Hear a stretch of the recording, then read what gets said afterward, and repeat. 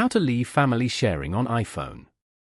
To get started, first of all go ahead and open up the Settings application on your phone.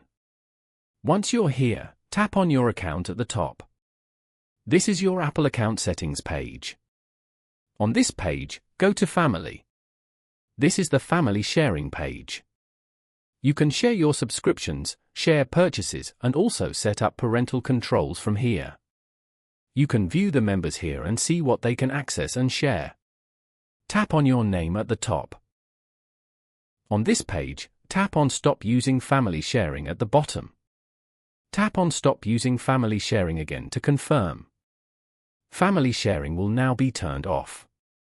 Family members will no longer be able to share access to subscriptions, purchases, and other services your family is sharing.